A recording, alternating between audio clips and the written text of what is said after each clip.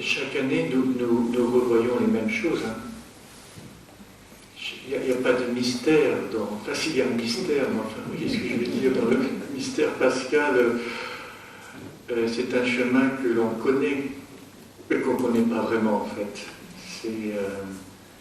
On a besoin d'y revenir. Alors là, je vais prendre une image qui paraît peut-être aux plus anciens d'entre vous, mais vous avez peut-être fait ça si vous étiez dans cette catégorie sociale-là, mais une époque où on faisait les cuivres, ça vous dit quelque chose pour les plus anciens, les plus jeunes, non peut-être, mais vous vous rappelez de ça, et donc pour qu'un cuivre brille, il faut frotter, puis à un moment donné, ça vient, voilà. En fait, je me disais ce matin, au fond, notre vie, c'est un petit peu ça. Il faut frotter souvent, et d'année en année, ça finit par briller un peu. Voilà. Briller un peu. Donc, tout ça pour vous dire qu'il est inévitable qu'on revienne toujours sur les mêmes choses. Voilà. Comme quand on revient à la source, il ne faut pas imaginer qu'on va trouver une autre source, mais la source, elle est toujours abondante. Voilà. C'est un peu ça, l'état d'esprit de ces méditations. Ça, c'était un peu pour nous introduire à ce que nous allons aborder aujourd'hui et permettre à ceux qui arrivent de trouver une place légitime au chaud. Ne croyez pas que je meuble, mais quand même un peu. Voilà, donc nous revenons toujours un peu sur les mêmes choses. Et en cela, nous imitons celle qui est notre maîtresse de vie spirituelle, la Vierge Marie, qui revenait sans cesse sur les mystères de la vie du Christ, et c'est pour cela que nous allons nous confier à elle avant de commencer. Je vous salue Marie, pleine de grâce. Le Seigneur est avec vous. Vous êtes bénie entre toutes les femmes, et Jésus, le fruit de vos entrailles, est béni. Sainte Marie, Mère de Dieu, priez pour nous pauvres pécheurs, maintenant et à l'heure de notre mort. Amen.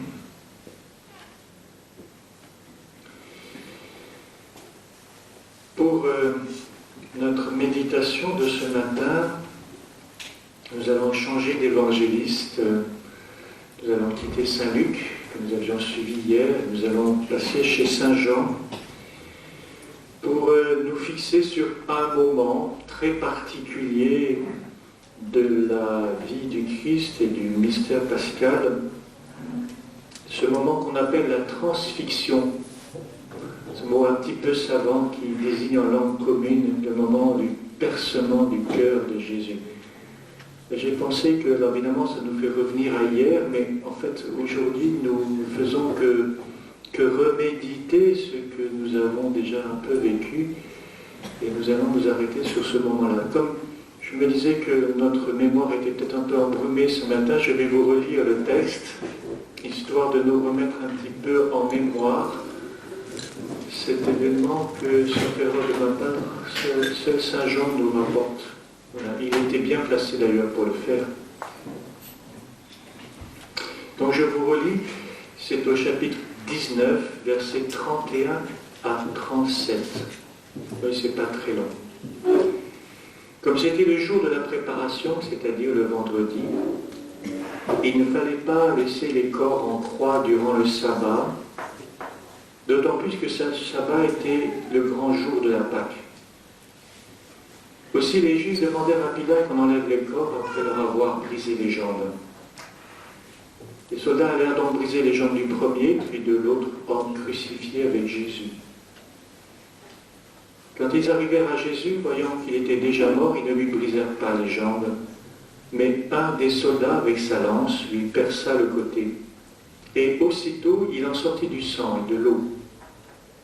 Celui qui a vu rend témoignage, et son témoignage est véridique. Et celui-là sait qu'il dit vrai, afin que vous aussi, vous croyiez. Cela en effet arriva pour que s'accomplisse l'Écriture, aucun de ces os ne sera brisé.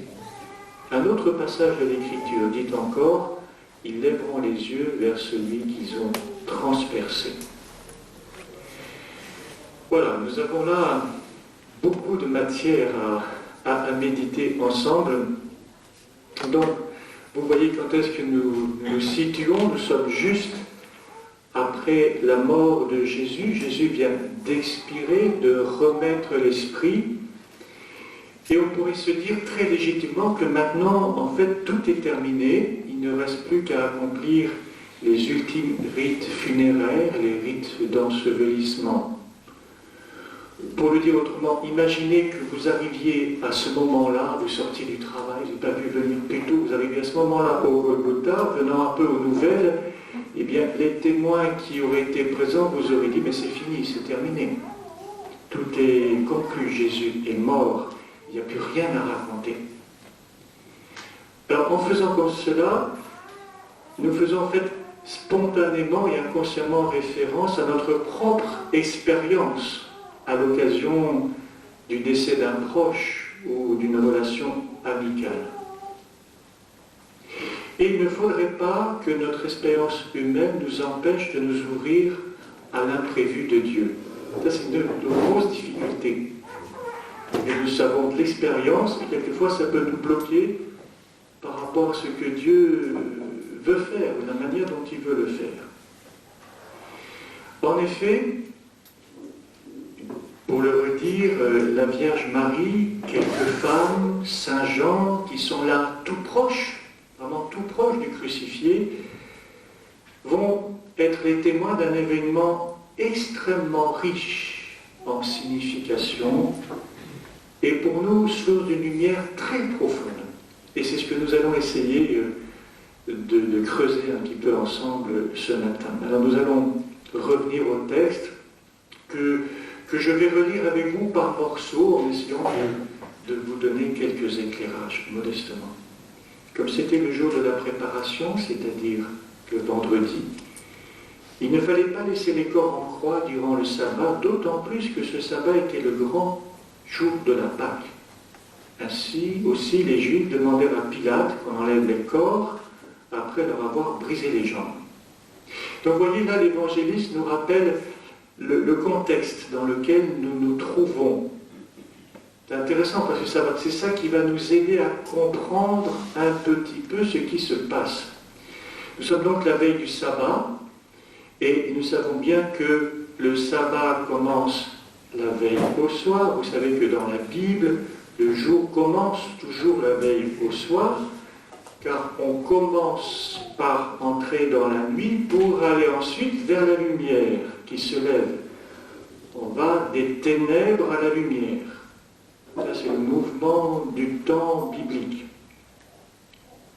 Donc, ça signifie que nous allons entrer dans quelques heures à peine dans ce sabbat où tous les gestes vont être mesurés, comptés, et donc on ne peut pas laisser ses corps en croix durant le sabbat.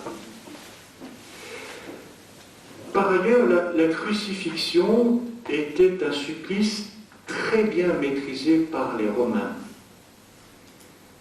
Et s'il ne se devait qu'un supplicié agonise trop longtemps, la coutume était, et c'est une coutume assez barbare, je vous l'avoue, était de lui briser les jambes. En effet, il ne pouvait plus à ce moment-là prendre appui sur ses pieds pour se redresser et respirer, et donc il mourait rapidement par asphyxie. C'est intéressant parce que cette pratique a été confirmée par une découverte archéologique faite à peu près avant l'an 2000. En tout cas, c'est les dernières informations que j'ai. Il s'agit d'une tombe près de Jérusalem où on a retrouvé les ossements d'un crucifié, probablement un de ceux dont parle Flavius Joseph, qui fut crucifié à Jérusalem peu avant 70 après Jésus-Christ. Donc nous avons là un homme à peu près contemporain du Christ, vous voyez, à une quarantaine d'années près. Et alors quand on étudie le reste de ce squelette, on voit très bien effectivement les traces de ce cruel supplice de la croix, et en particulier la rupture des os qui est pratiquée à la fin du supplice. Pourquoi je vous dis ça? Je me suis dit, c'est pour éviter de penser qu'on raconte un récit un peu mythique. Ça s'enracine dans une réalité très concrète et vérifiable. C'est important, nous, dans le témoignage de notre foi, nous ne racontons pas des histoires. Nous racontons une histoire vraie qui se base sur des faits que nous pouvons argumenter. Donc nous sommes à quelques heures du sabbat et il faut faire vite. D'autant plus, comme le précise Saint Jean, que c'est le grand sabbat, celui de la Pâque juive. Revenons donc au texte. Les soldats allèrent donc briser les jambes du premier, puis de l'autre homme crucifié avec Jésus. Quand ils arrivèrent à Jésus, voyant qu'il était déjà mort, ils ne lui brisèrent pas les jambes, mais un des soldats, avec sa lance, lui perça le côté. Il était d'usage de rendre le corps à la famille après que le juge ait donné son autorisation. Mais le bourreau ne pouvait le livrer qu'après s'être assuré de la mort et au besoin de la provoquer si elle n'avait pas eu lieu, ce qui n'est pas le cas ici. Comment le faisait-on? Par un coup que l'on portait au cœur. Ce coup donné sur le côté droit était toujours mortel. On peut très bien penser qu'il était enseigné dans l'armée romaine, c'est-à-dire dans l'escrime de l'armée romaine. Vous savez qu'à l'époque, le côté gauche était couvert par un bouclier qui protégeait le fantassin, et donc c'était le côté droit qui était plus facilement accessible. Et donc le coup de lance, qui était un geste assez facile à réaliser, donné à l'oblique, s'enfonce dans le corps de Jésus. On a là un geste, c'est-à-dire presque anodin au niveau militaire. Bon, pour dire ça comme ça. Mais que va rencontrer la lance en pénétrant dans le corps de Jésus? Alors elle va traverser le poumon pour venir percer la fine paroi de l'oreille droite du cœur, qui est encore remplie de sang liquide. Et en retirant la lance, le sang va s'écouler abondamment en premier. Ce sont des données qui sont médicalement vérifiables. Nous avons là affaire à un corps mort, normalement le sang se coagule, mais il reste encore du sang liquide dans l'oreille droite. Vous pouvez discuter avec ça avec un médecin si vous voulez. Je vous dis ça parce que Saint Jean ignorait tout cela. Donc c'est stupéfiant de voir ce témoignage qui est si plein de vérité, j'ai dit presque médicale. Donc le sang va jaillir, va sortir, et vous me dites, mais pourquoi y a-t-il de l'eau? D'où est-ce que cette eau peut venir? Eh bien, pour qu'il puisse sortir une telle quantité d'eau en même temps, elle ne peut venir que du même endroit, du cœur. Plus précisément, elle vient du péricarde, et elle a été générée par l'agonie qui a été particulièrement pénible de Jésus. Nous nous rappelons en effet, ce qui n'est pas habituel, Jésus, pour un condamné, pas habituel pour un condamné, Jésus avait d'abord été flagellé, et vous savez que de soi, ce supplice pouvait provoquer la mort. Il suffisait pour tuer un homme. C'est sans doute pour cela que le nombre de coups était mesuré, parce que sinon la mort était certaine. Puis il fut couronné d'épines, ce qui occasionna à nouveau de grandes pertes de sang. Vous savez que quand on saigne la tête, je crois pas. Et en plus, il a parcouru ce long chemin du calvaire portant une lourde pièce de bois. Donc vous voyez, grâce à la médecine contemporaine, nous disposons d'éléments de compréhension de l'événement dont ne disposait pas Saint Jean. Ce qui nous permet de mesurer la précision de son observation et la vérité de son observation. Ce n'est pas pour le dire dans un texte mythique qui, par des symboles interposés, chercherait à nous présenter des archétypes fondateurs de l'humanité, en parlant du cœur, que sais-je, mais dans le récit d'un témoin autorisé et avisé d'un événement très singulier. Un des soldats, avec sa lance, lui perça le côté. Revenons à ce geste et contemplons-le quelque peu. Un aparté avant de avant de continuer. Je prendrai une comparaison pour essayer d'expliquer ce que je veux essayer de vous dire. Dans les anciens appareils photo, je ne sais pas comment c'est aujourd'hui, parce que je ne fais pas beaucoup de photos aujourd'hui, il y avait des appareils assez sophistiqués, alors vous me direz après si je me trompe, mais on pouvait régler la profondeur de champ. Hein, ça vous dit quelque chose, voilà. Donc quand on prenait une photo, on pouvait choisir d'avoir le premier plan net et l'arrière-fond flou. On dit flouté aujourd'hui de manière élégante. Ou alors on pouvait choisir au contraire d'avoir le premier plan et tout le reste net. Voilà, ça, je n'ai pas toujours réussi à savoir faire ça. Et cette profondeur de champ nous permet d'avoir une photo beaucoup plus riche dans l'expression de ce qu'elle nous donne. Eh bien, quand nous lisons la parole de Dieu, donc fin de la comparaison, quand nous lisons la parole de Dieu, il se pourrait bien que souvent le sujet, c'est-à-dire que le texte que nous lisons, soit à peu près net. On voit à peu près de quoi il s'agit, mais pas tellement plus. Souvent le contexte est un peu plus flou et donc nous manquons de profondeur de champ. Et donc notre lecture de la parole de Dieu est quelquefois peu expressive. Pourquoi ? Parce que notre mémoire est lacunaire. Et ce n'est pas le cas de l'évangéliste qui écrit, qui lui dispose d'une très grande profondeur de champ. Pour le dire autrement, il va surimposer, il convoque par les termes qu'il choisit, la façon de raconter, les citations qu'il fait, un certain nombre de références bibliques qui viennent non seulement enrichir son propos, mais en déployer la signification. Et c'est ce que nous allons essayer de faire maintenant, c'est que nous allons essayer de nous donner un peu de profondeur de champ. Ça va, vous suivez ? Bon, sinon on baisse la température. Alors, donc nous revenons, voyez bien ce qui se passe. Le geste était simple hein, à imaginer. Tout d'abord, ce geste accompli par le soldat exprime le dernier geste sacrificiel accompli sur l'agneau de la nouvelle Pâque Jésus. Pourquoi ? Parce que, pour saisir cela, il faut nous rappeler que l'évangéliste Saint Jean, dès le début de son récit, désigne Jésus, par l'intermédiaire de Jean le Baptiste, comme l'agneau de Dieu. Donc, sur la croix, nous avons celui que Jean le Baptiste désigne comme l'agneau de Dieu. D'autre part, Saint Jean nous a précisé que nous sommes à la veille du grand sabbat, celui où on fête la Pâque. Il signifie par là que Jésus a été crucifié au moment où les Lévites abattaient les agneaux pour la Pâque. Vous voyez le parallèle, c'est ce que nous avait, je crois le Père Louis Michel nous a rappelé hier. Hein.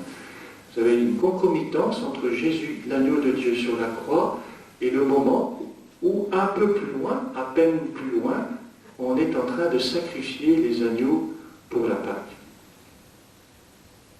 Sans le savoir, sans en être conscient, par son geste professionnel, le soldat se fait l'instrument de la providence afin que soient révélées ces dimensions profondes de l'offrande de sa vie que Jésus réalisait. D'autre part, le verbe grec qu'utilise Saint Jean signifie percer, frapper. Dans la traduction de la Bible liturgique de Jérusalem, il vous est dit, par exemple, il perça le côté. Mais quand il s'est agi de traduire le grec en latin, Saint Jérôme a traduit par ouvrir. Pourquoi pas, me direz-vous. Ce qui donne comme traduction, au lieu de il perça le côté, Saint Jérôme va dire, en latin, il ouvrit le côté. Saint Jérôme se base là-dessus par sa connaissance éminente du grec et aussi de sa compréhension générale de l'évangile de Saint Jean. Nous saisissons un peu intuitivement que cette traduction va nous ouvrir, c'est un peu le cas de le dire, de nouvelles perspectives. Parce que cette ouverture n'ouvre pas simplement le côté du Christ comme nous venons le voir, mais ouvre son cœur. C'est un cœur ouvert qui se donne à lire, à contempler. On pourrait nous dire, sans forcer le trait, que Jésus nous parle à cœur ouvert. On pourrait reprendre à notre compte ce que les disciples, après la scène, c'était hier, par rapport à notre texte, ces disciples lui disent, voici que tu parles ouvertement et non plus en images. Étonnant de regarder ce cœur transpercé et de se dire, voici que tu nous parles maintenant ouvertement et non plus sans images. Comprenons qu'il s'agit bien là, si c'est une ouverture, que c'est une porte qui s'ouvre devant nous. Vous vous rappelez que depuis le péché des origines, le péché originel, le ciel est fermé, comme nous dit la Genèse. En se détournant de Dieu, l'homme ne peut plus atteindre par ses propres forces le ciel, ne peut pas entrer en relation profonde avec Dieu. C'est bien la situation dramatique que connaissent les hommes de tous les temps, et d'aujourd'hui aussi, qui est pour eux, une chose d'une très grande désespérance et d'un grand pessimisme. Or, lors du baptême de Jésus, les évangélistes nous racontent que les cieux s'ouvrent, symbole pour nous dire que maintenant la relation est rétablie par le Christ entre les hommes et son Père. Ici, nous faisons un pas de plus. L'ouverture du cœur de Jésus exprime que c'est l'intériorité même de Dieu qui nous est dévoilée. Nous sommes introduits dans son intimité, l'intimité de Dieu. Je ne vous appelle plus serviteur, mais ami, avait dit Jésus à ses disciples. En écoutant les paroles qui sortent de la bouche du Christ, en contemplant les actions du Jésus, qui sont l'expression de son cœur, de son sacré cœur, nous avons donc accès au mystère de Dieu. Nous pénétrons dans son intériorité, dans son cœur. Jésus se donne à cœur ouvert. Le Verbe de Dieu, la parole de Dieu faite chair, se donne à lire à cœur ouvert. Et comme nous allons le voir, ce cœur n'est pas vide. Il est un jaillissement de sang et d'eau dont nous allons essayer de décrypter la richesse symbolique. Un des soldats, avec sa lance, lui perça le côté et aussitôt, il en sortit du sang et de l'eau. Petit adverbe étonnant d'un aussitôt, qui pourrait être anodin, qui a fait couler beaucoup d'encre, si vous me permettez l'expression. Il est bien clair que Jésus est mort. Et que ce qui se passe maintenant, c'est bien après sa mort. Que se passe-t-il? Il sortit du sang et de l'eau. Je ne reviens pas sur les données physiologiques. Alors, il ne s'agit pas pour nous de rester plantés là, si vous me permettez l'expression, à regarder l'eau et le sang qui coulent, et d'en rester à un constat très matériel. Ce que nous voyons nous dit quelque chose, devrait nous parler. Peut-être que ça vous étonne que je m'exprime ainsi, mais je vous renvoie à votre expérience.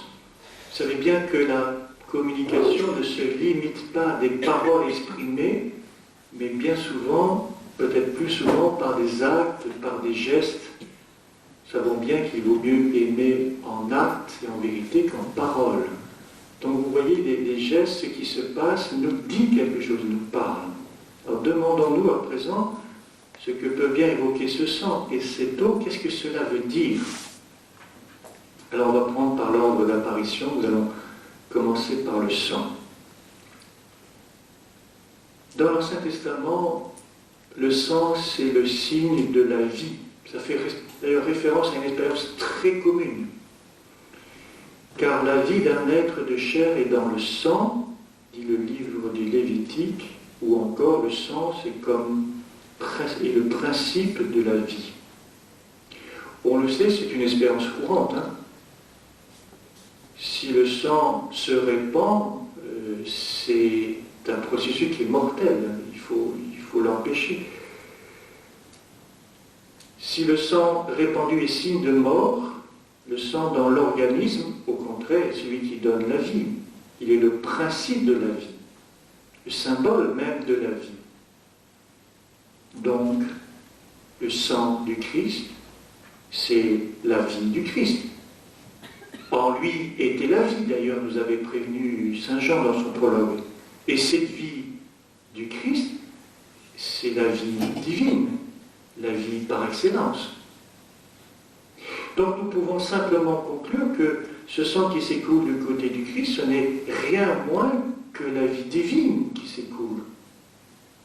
D'ailleurs, en disant cela, ça peut nous aider à comprendre la symbolique utilisée dans plusieurs œuvres artistiques que vous avez sans doute vues, qui représentent ce moment que nous sommes en train de contempler. Vous voyez, par exemple, il y a des anges qui recueillent ce sang si précieux, et d'ailleurs, souvent, on le représente, ils le font dans des calices, comme pour nous montrer que c'est dans l'Eucharistie que désormais que ce sang est recueilli. Si bien que ceux qui n'étaient pas présents près de la croix ce jour-là, le jour de la crucifixion, ce qui est notre cas, nous pouvons néanmoins recueillir ce sang à chaque célébration eucharistique. Venons-en à l'eau. Pour le dire simplement, tout indique ici que l'effusion de l'eau est le symbole de l'effusion de l'Esprit Saint. Pourquoi ? Vous vous souvenez peut-être, au chapitre 7 du même évangile, Saint Jean nous racontait ceci. Au jour solennel où se terminait la fête, Jésus, debout, s'écria « Si quelqu'un a soif, qu'il vienne à moi et qu'il boive, celui qui croit en moi. Comme dit l'Écriture, de son cœur couleront des fleuves d'eau vive. » Et Saint Jean de commenter, en disant cela, il parlait de l'Esprit Saint qu'allaient recevoir ceux qui croiraient en lui. Ces paroles de Jésus étaient à ce moment-là incompréhensibles. Elles s'éclairent maintenant au pied de la croix. Et ce qui est intéressant pour nous, c'est que Jésus lui-même fait référence à l'Ancien Testament. Il dit « comme disait l'Écriture ». Alors de quoi s'agit-il ? C'est assez surprenant. En fait, quand on cherche, on ne trouve pas de texte qui fasse immédiatement référence à cette référence que fait Jésus. Alors, il est évident qu'on ne veut pas penser un instant que Jésus connaissait mal les Écritures. Donc, il faut chercher autrement, ailleurs. Eh bien, c'est que Jésus fait là référence à un faisceau de textes de l'Ancien Testament qu'il synthétise lui-même et il nous en présente la synthèse. Et il l'interprète lui-même en disant « De son cœur couleront des fleuves d'eau vive ». Comme votre curiosité est aiguisée, nous allons donc chercher ces textes que Jésus aurait pu ainsi synthétiser et nous en donner une interprétation plus qu'autorisée. Alors, on va citer les plus connus. Les autres, vous pourrez les trouver. On pourrait commencer par exemple par le psaume 78-77. Il s'agit de l'eau du rocher dans le désert lors de l'Exode. Je vous cite. Il fend le rocher. Intéressant, hein, il faut être attentif au terme et laisser jouer un peu les symboles entre eux. Il fend le rocher du désert, les désaltère aux eaux profondes de la roche, il tire des ruisseaux qu'il fait dévaler comme un fleuve, il a frappé le rocher, l'eau a jailli, elle coule à flot. ce psaume fait référence à un épisode que vous connaissez bien, il s'agit de Massa et Mériba, ce moment où le peuple assoiffé a mis Dieu à l'épreuve. Moïse reçut alors une parole du Seigneur qui lui dit « Moi, je serai là, devant toi, sur le rocher du mont Horeb. Tu frapperas le rocher, il en sortira de l'eau, et le peuple boira. » Et saint Paul nous donne l'interprétation, la signification profonde de cet événement dans l'Épître aux Corinthiens. Nous sommes dans la première aux Corinthiens 10, verset 7. Il commente cet événement. Tous ils ont bu à la même boisson spirituelle, car ils buvaient à un rocher spirituel qui les suivait, et ce rocher, c'était le Christ, nous dit saint Paul. Pour le redire autrement, ce qui nous abreuve profondément, nous qui sommes le peuple de Dieu en marche dans le désert de nos existences, dans notre exode, c'est bien une boisson spirituelle qui n'est autre que la communication de l'Esprit Saint. Et cet Esprit Saint nous est donné par le Christ, comme l'eau a jailli du rocher. Ça va pour cette première citation, ce premier trait entre Massa et Mériba, là, c'est dans quel... Massa et Mériba, on pourrait prendre Exode 17. Je vous donne une deuxième piste de texte de l'Ancien Testament, toujours pour dire que le Christ a sans doute rassemblé un faisceau de textes en nous donnant une interprétation. Cette fois-ci, nous allons chercher dans le prophète Zacharie. D'ailleurs, c'est le prophète dans lequel Saint Jean va prendre deux citations à la fin de notre passage, mais on va y revenir tout à l'heure. Donc nous sommes au chapitre 14 de Zacharie et nous lisons ceci. Ce jour-là, des eaux vives sortiront de Jérusalem, moitié vers la mer orientale, moitié vers la mer occidentale.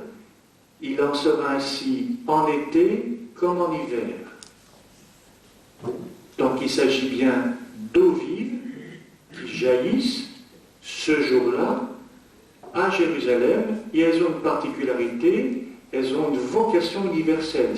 C'est ce qu'on vous dit, de l'Orient à l'Occident, en été comme en hiver. Donc vous voyez, un élargissement et géographique et temporel. Donc, ce qui signifie que cet événement ne concernera pas simplement un lieu et un peuple singulier, une ethnie particulière, mais au contraire qu'il va concerner tous les hommes sur la surface de la terre et tous les temps. Ce qui signifie que l'eau qui s'écoule du côté du Christ est destinée à tous les hommes de toutes les époques. Vous voyez? Je m'abreuve à l'eau du rocher. Je vous cite une dernière référence. Voilà, on ne fera pas tout le tour, mais c'est pour montrer comment on peut tirer comme ça des lignes de texte qui viennent s'enrichir et qui viennent nous donner cette profondeur de champ dont nous avons besoin ensuite pour relire l'Évangile. Donc, dernière référence chez le prophète Ézéchiel. Donc, nous sommes au chapitre 47. Alors, ça c'est extraordinaire. Extraordinaire. Il évoque cette source qui sort du côté droit du temple, qui devient un torrent infranchissable, eaux qui sont vivifiantes. Je vous cite juste un passage. Donc on est en 47,5. Cette eau coule vers la région de l'Orient. Elle descend dans la vallée du Jourdain. Elle se déverse dans la mer morte, dont elle assainit les eaux. En tout lieu où parviendra le torrent, tous les animaux pourront vivre et foisonner. Le poisson sera très abondant, car cette eau assainit tout ce qu'elle pénètre, et la vie apparaît en tout lieu où arrive le torrent. Au bord du torrent, sur les deux rives, toutes sortes d'arbres fruitiers pousseront. Leur feuillage ne flétrira pas, et leurs fruits ne manqueront pas, car chaque mois ils porteront des fruits nouveaux, car cette eau vient du sanctuaire. Les fruits seront une nourriture, et les feuilles un remède. Multiples éléments qui nous sont donnés dans ce texte. On peut retenir quelques vertus de cette eau, elle l'assainit, elle rend sain, S-A-I-N, elle est source de vie, d'une vie abondante. Je vous rappelle que les arbres, traditionnellement, dans l'Écriture, dans l'Ancien Testament, désignent, sont une métaphore pour les êtres humains. Donc on voit tous ces arbres qui poussent le long de ce torrent et qui portent du fruit en permanence. Voilà la promesse de vie. Mais pour en saisir bien la signification, on pourrait se rappeler aussi le récit que Saint Jean nous faisait de la purification du temple. Nous allons les mettre en parallèle, ces textes d'Ézéchiel et de Saint Jean. Jésus avait dit, au moment où Jésus vient donc purifier le temple, Jésus avait dit, détruisez ce sanctuaire, c'est-à-dire ce temple, en 3 jours je le relèverai. Et l'évangéliste de commenter, Saint Jean commente pour nous, il parlait du sanctuaire de son corps. Ce qui signifie que le temple véritable et définitif, c'est bien le corps de Jésus. Le temple étant le lieu de la rencontre entre Dieu et l'homme et réciproquement. Donc, cette évocation faite par Ézéchiel de cette source qui sort du côté droit du temple prend tout son sens. Du côté droit du corps du Christ jaillit une source de vie, une vie abondante qui assainit là où elle coule. J'insiste sur ce dernier point. Jésus dit bien, de son sein couleront des fleuves d'eau vive. Vive et pure, à l'inverse d'eau stagnante. Vive parce que jaillissante, à l'image de la surabondance inépuisable d'une source. Fleuve, au pluriel, évoque une plénitude, une largesse infinie. Vive parce que vivifiante, comme le pain qui donne vie. Les eaux vives jaillissent de l'intérieur du rocher, elles jaillissent du temple, elles jaillissent du cœur du Christ. Elles sont en fait l'expression, la réalisation du don que Dieu nous fait par le Christ. Il sortit du sang et de l'eau, nous dit l'évangéliste. Bon, je reviens au texte de Saint Jean. On va essayer de faire quelques pas de plus. Et nous évoquons pour cela les pères de l'Église, vous savez, ces premiers grands évêques qui ont accompagné la naissance, le déploiement de l'Église dans les premiers siècles, et qui ont été les témoins de la puissance de cette source de vie qui jaillit du côté du Christ, en particulier dans la vie sacramentelle qu'ils voyaient à l'œuvre dans leur communauté chrétienne. Et pour eux, c'est tout naturellement que le sang évoquait l'Eucharistie qu'ils célébraient et le baptême, et l'eau évoquait le baptême qu'ils célébraient également. S'il sort d'abord du sang du côté du Christ, c'est que le mystère pascal célébré dans l'Eucharistie est premier, comme le rappelle le Concile Vatican II, l'Eucharistie, source et sommet de la vie chrétienne. Et vous avez remarqué aussi que l'évangéliste dit bien qu'il sort, verbe au singulier, du sang et de l'eau, et non pas que sortent du sang et de l'eau. Cela signifie que les deux sont inséparables.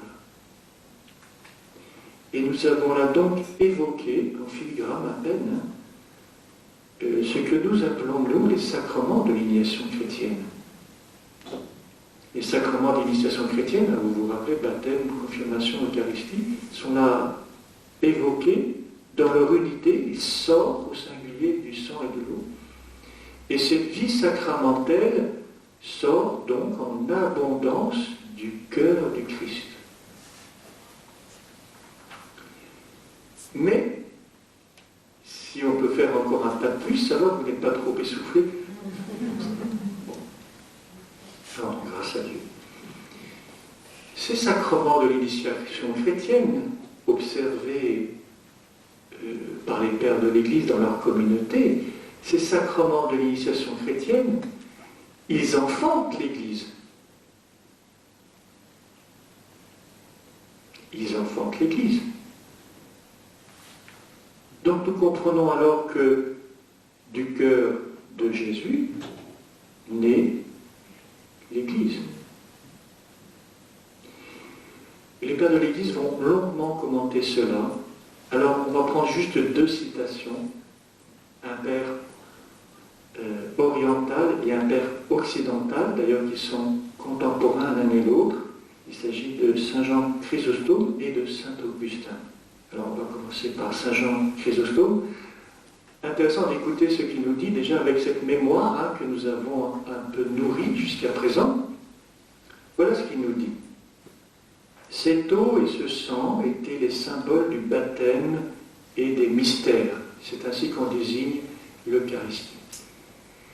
Or, l'Église est née de ces deux sacrements, de ce bain de la renaissance et de la rénovation dans l'esprit, c'est-à-dire du baptême et des mystères. Or, les signes du baptême et des mystères sont issus du côté. Par conséquent, le Christ a formé l'Église à partir de son côté, comme il a formé Ève à partir du côté d'Adam. Il rajoute un lien. Donc, nous saisissons bien son raisonnement, qui est assez simple à comprendre. Premièrement, cette eau et ce sang étaient symboles du baptême et des mystères, donc de l'Eucharistie, les mystères c'est l'Eucharistie. Deuxièmement, d'une part, l'Église est née de ces deux sacrements, de ce bain de la renaissance et de la rénovation dans l'esprit, c'est-à-dire du baptême et des mystères. Et d'autre part, les signes du baptême et des mystères sont issus du côté du Christ, donc, par conséquent, le Christ a formé l'Église à partir de son côté, et là il fait une comparaison comme Ève à partir du côté d'Adam. Donc vous voyez l'intégration de ces différentes réalités. Là on a une profondeur de champ pour le coup qui va chercher loin. Je vous donne la formulation qu'en fait saint Augustin, donc d'une manière légèrement différente, mais en reprenant les mêmes symboles et en jouant avec eux. Vous voyez, quand je dis les mêmes symboles, il n'y a rien d'artificiel là dans tout cela. Ce n'est pas une symbolique qu'on fabrique pour le besoin du moment. Tout cela est enraciné et justifié. Je cite saint Augustin. C'est dans une homélie sur Saint Jean, précisément. La porte de la vie était ouverte à cet endroit d'où ont coulé les sacrements de l'Église, sans lesquels on n'entre pas dans la vie qui est la vraie vie. Cela a été annoncé d'avance par l'ordre donné à Noé d'ouvrir sur le côté de l'arche la porte par laquelle entreraient les animaux qui ne périraient pas et qui préfiguraient l'Église. Voilà pourquoi la première femme a été tirée du côté de l'homme qui dormait, et elle fut appelée la vie, la mère des vivants. Ici, le second Adam, inclinant la tête, a dormi sur la croix pour qu'une épouse lui soit formée de ce qui a coulé du côté de celui qui dormait. Ô mort, qui fait revivre les morts, qu'y a-t-il de plus pur que ce sang? Qu'y a-t-il de plus salutaire que cette blessure?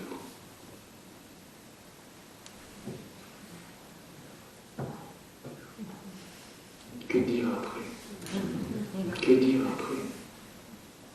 C'est admirable, Augustin, nous sommes au 4e, 5e siècle, cette puissance de compréhension de la parole de Dieu. C'est impressionnant, impressionnant. Il n'avait pas d'ordinateur pour faire ses recherches. Impressionnant. Donc cela nous permet de dire que l'Église est née du côté du nouvel Adam, endormi sur l'arbre de la croix, ce que le catéchisme de l'Église catholique va synthétiser de la manière suivante au paragraphe 766, si vous voulez le retrouver. L'Église est née principalement du don total du Christ pour notre salut, anticipé dans l'institution de l'Eucharistie et réalisé sur la croix. Le commencement et la croissance de l'Église sont signifiés par le sang et l'eau sortant du côté ouvert de Jésus crucifié. Citation de Lumen Gentium. Car c'est du côté du Christ endormi sur la croix qu'est né l'admirable sacrement de l'Église tout entière. De même qu'Ève a été formée du côté d'Adam endormi, ainsi l'Église est née du cœur transpercé du Christ, mort sur la croix.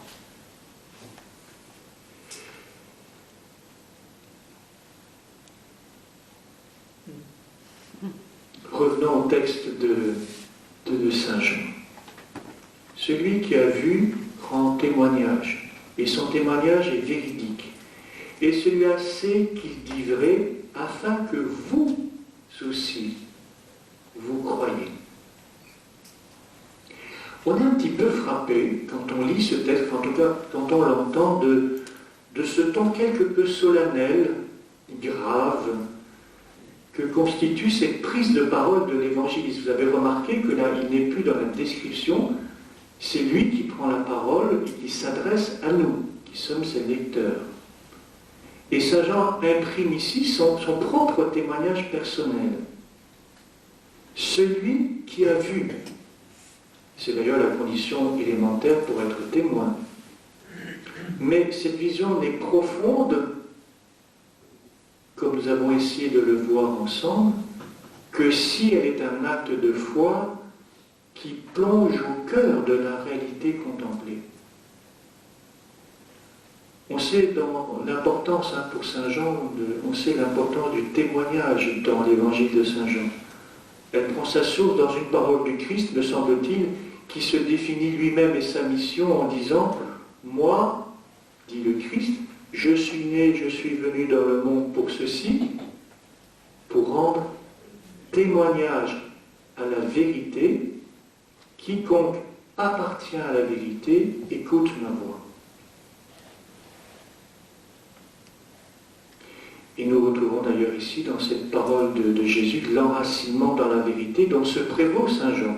Saint Jean dit « Son témoignage est véridique. » Non seulement par sa conformité factuelle, la relation précise des faits, nous en sommes les témoins, mais aussi parce qu'il rend compte de la vérité divine qui se donne à voir, à croire dans l'événement contemplé. Son témoignage est véridique. Et ce témoignage se redouble car l'évangéliste ajoute, de manière un peu mystérieuse de premier abord, « Et celui-là sait qu'il dit vrai. » Qui est donc celui-là?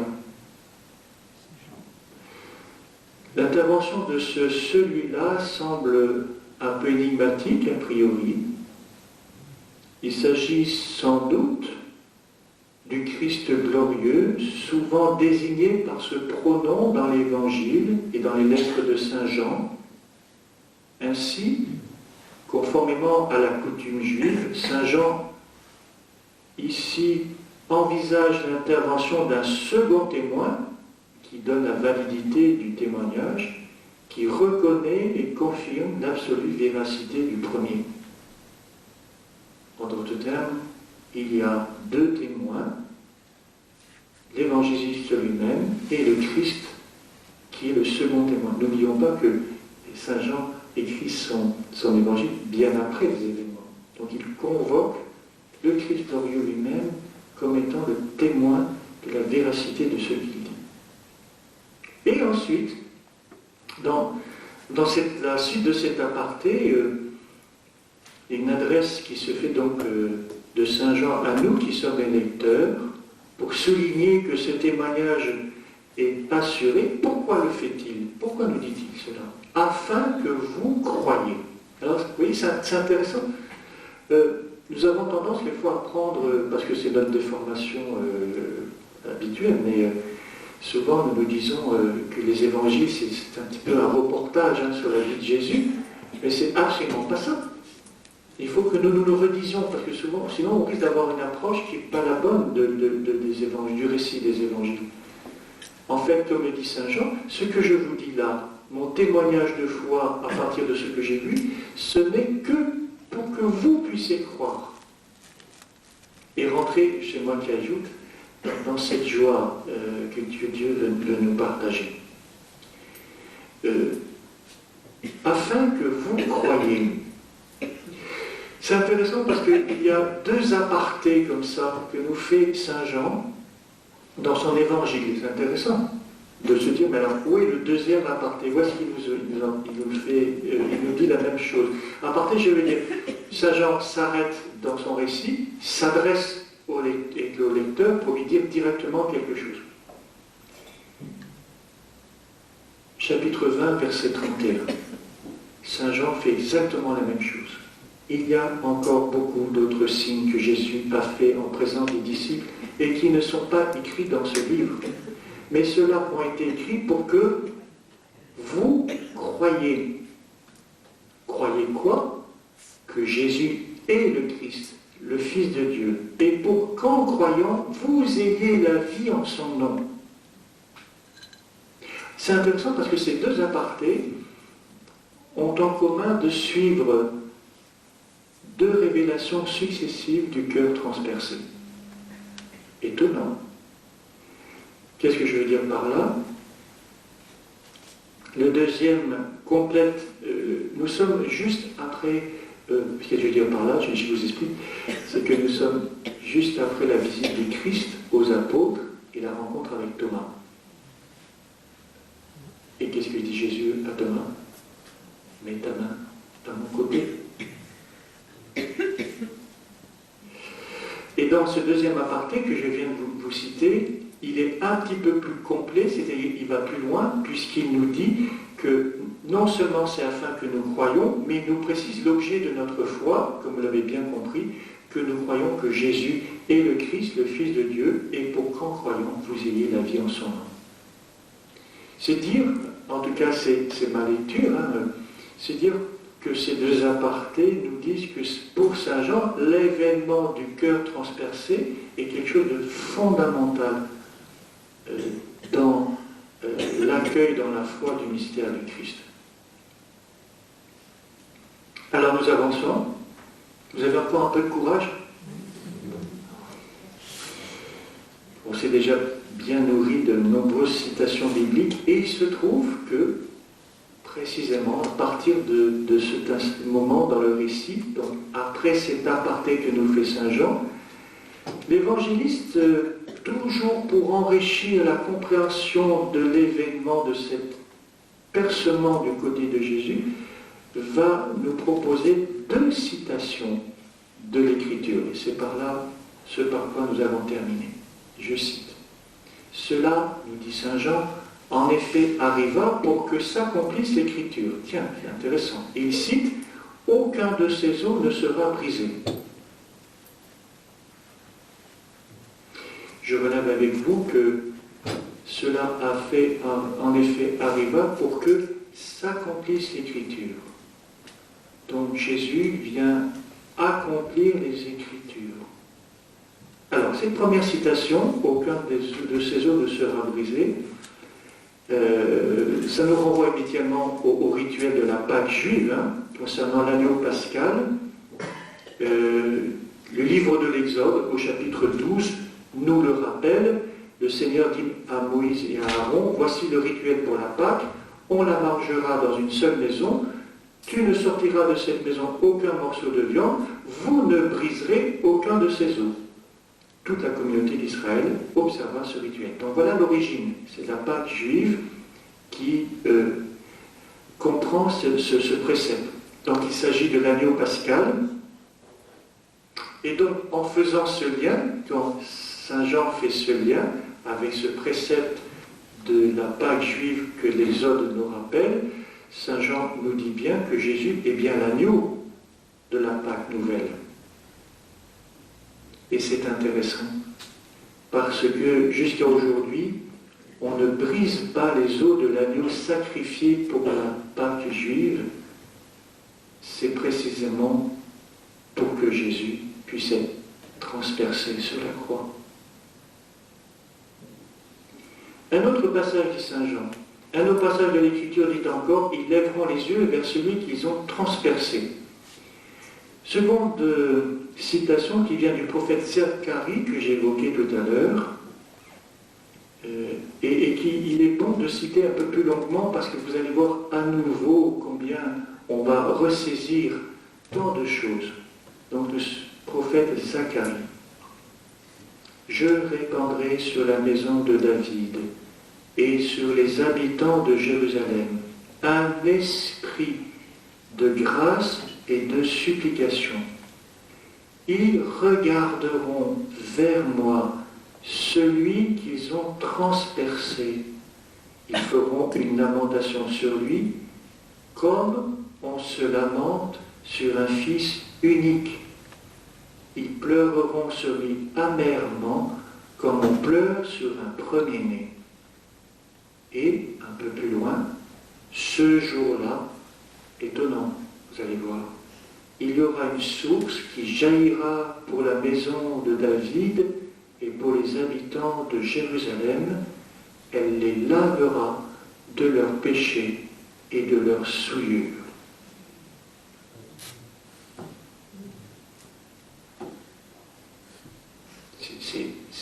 Bon, je vous avoue que c'est saisissant. Saisissant. La parole de Dieu, la Bible est un univers étonnant, sans comparaison. Sans comparaison. Je vous invite à... Oui. Oui, la référence, oui, c'est... Pardon, je ne donne pas les références pour ne pas vous faire vous embêter, hein, mais... Donc c'est Zacharie, chapitre 12, verset 10, et Zacharie, chapitre 13, verset 1. Ils lèveront les yeux vers celui qu'ils ont transpercé. Alors il y a ceux qui ont transpercé Jésus, ces païens dont l'un d'entre eux, sans état d'âme, s'acquitta professionnellement de sa besogne. Mais ça, c'est de l'ordre du passé. Et puis il y en a d'autres qui vont continuer à lever les yeux. Ces générations futures dans lesquelles nous nous inscrivons et qui vont contempler cette icône du cœur transpercé. Ils lèveront les yeux. Peut-être qu'il vous revient à la mémoire, tiens, un passage du livre des Nombres. Donc pour la référence, ce sera chapitre 21. Quand le peuple est en exode dans le désert, il perd patience et se révolte contre Moïse et contre Dieu. À ce moment-là survient des serpents à la morsure brûlante qui, comme dit le texte, firent périr beaucoup de monde en Israël. Alors pour les en délivrer, le Seigneur dit à Moïse, « Fais-toi un serpent brûlant et dresse-le au sommet d'un mât. Tous ceux qui auront été mordus, qui le regardent, alors ils vivront. »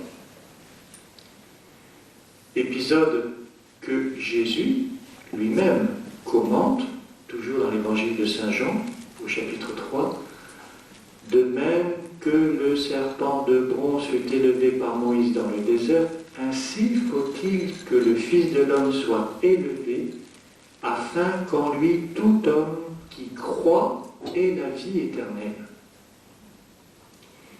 Vous voyez, le choix de cette citation que Saint Jean fait ici montre son attachement au regard, ce qui signifie à l'acte de foi.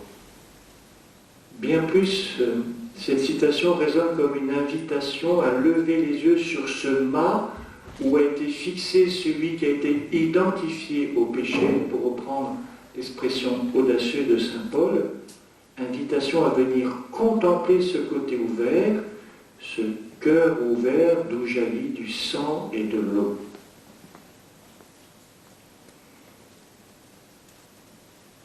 Je vous propose de conclure, puisque l'heure arrive à son terme. J'espère vous avoir fait toucher du doigt la richesse de ce moment de ce percement du cœur de Jésus. Et nous allons essayer, pour conclure, d'en voir ce que nous pourrions en tirer pour nous-mêmes dans notre propre existence.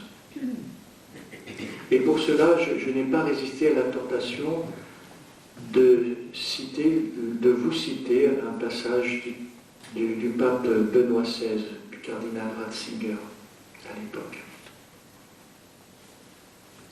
Le but, c'est d'essayer d'intégrer ça dans notre propre vie. Notre existence peut, je cite, notre existence peut être comparée à l'ascension d'une montagne. Peut-être que ça rappellera certains d'entre vous de bons souvenirs. Au début de l'ascension, le but est encore loin. Nous n'y pensons pas beaucoup, car le présent nous suffit. La lumière du matin sur la montagne, le chant de l'oiseau, la luminosité du soleil. Nous pensons n'avoir besoin d'aucune information sur le but parce que le chemin se suffit à lui-même. Mais plus il s'étire en longueur, moins on peut éluder la question. Où conduit-il en fait? À quoi tout cela mène-t-il? Déconcertés, nous regardons les signes de la mort que nous n'avions pas perçus auparavant, et le soupçon nous gagne. La vie n'est qu'une variante de la mort. Nous sommes des dupes. La vie, en fait, n'est pas un cadeau, mais une épreuve. Et nous le ressentons à certains moments de manière plus profonde qu'à d'autres. Alors on ne rit plus du tout. Peuvent alors s'installer une rage envers Dieu et envers le monde qui, sans doute, nous a tous effleurés. Et peut-être même plus qu'effleurés. Dans notre ascension, nous sommes alors rendus au calvaire. Et nous sommes invités à rejoindre tous ceux qui regardent ce cœur d'où jaillit du sang et de l'eau. Ce que nous voyons, c'est l'agneau. Ce regard sur l'agneau, sur le Christ crucifié, est précisément notre regard sur le ciel, sur Dieu qui pourvoit de toute éternité. Dans cet agneau, nous voyons s'entrebâiller le ciel. Nous voyons la douceur de Dieu qui n'est ni indifférence ni faiblesse, mais toute puissante, toute puissance. Nous percevons le chant des anges, auquel nous essaierons de mêler quelque peu nos voix en chantant bientôt l'Alléluia de Pâques. Que voit Saint Jean lui-même dans ce ciel? Il nous partage sa vision. Je vous cite un passage de l'Apocalypse. L'un des anciens me dit, « Ne pleure pas. Voilà qu'il a remporté la victoire, le lion de la tribu de Juda, le rejeton de David. Il ouvrira le livre aux 7 sceaux. Et j'ai vu, entre le trône, les 4 vivants et les anciens, un agneau debout comme égorgé. Il s'avança et prit le livre dans la main droite de celui qui siégeait sur le trône. Quand l'agneau eut pris le livre, les 4 vivants et les 24 anciens se jetèrent à ses pieds. Ils tenaient chacun une cithare et des coupes d'or pleines de parfums que sont les prières des saints. Ils chantaient ce cantique nouveau. Tu es digne de prendre le livre et d'en ouvrir les sceaux, car tu fus immolé, rachetant pour Dieu par ton sang des gens de toute tribu, langue, peuple et nation. Pour notre Dieu qui en a fait un royaume et des prêtres, ils régneront sur la terre. Alors j'ai vu, et j'entendis la voix d'une multitude d'anges qui entouraient le trône, les vivants et les anciens. Ils étaient des myriades de myriades, par milliers de milliers. Ils disaient d'une voix forte, « Il est digne, l'agneau immolé, de recevoir puissance et richesse, sagesse et force, honneur, gloire et louange. » Toute créature, dans le ciel et sur la terre, sous la terre et sur la mer, et tous les êtres qui s'y trouvent, je les entendis proclamer à celui qui siège sur le trône et à l'agneau, la louange et l'honneur, la gloire et la souveraineté pour les siècles des siècles. Chapitre 5 de l'Apocalypse. Le regard que nous portons sur l'agneau et le regard que nous élevons vers le ciel entrouvert. Dieu nous voit, Dieu agit, même si ce n'est pas comme nous le pensons, même si ce n'est pas comme nous aimerions le lui prescrire. La première phrase du credo, je crois en Dieu Tout-Puissant, prend tout ce sens avec Pâques, car c'est par l'agneau que nous savons que Dieu est vraiment Père et qu'il est vraiment Tout-Puissant. Comprendre cela éloigne de nous une tristesse totale.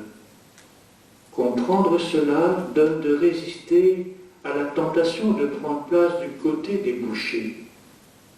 Comprendre cela ôte la peur ultime de celui qui se trouve lui-même dans la situation de l'agneau, car il sera dans le lieu le plus sûr.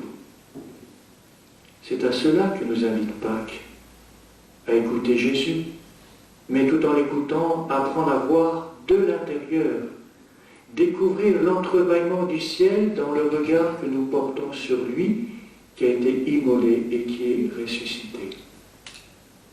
Alors nous comprendrons que le ciel n'est pas complètement fermé au-dessus de nos têtes, timidement encore et pourtant énergiquement, un rayon de lumière pénètre dans nos vies et alors la joie se lèvera en nous.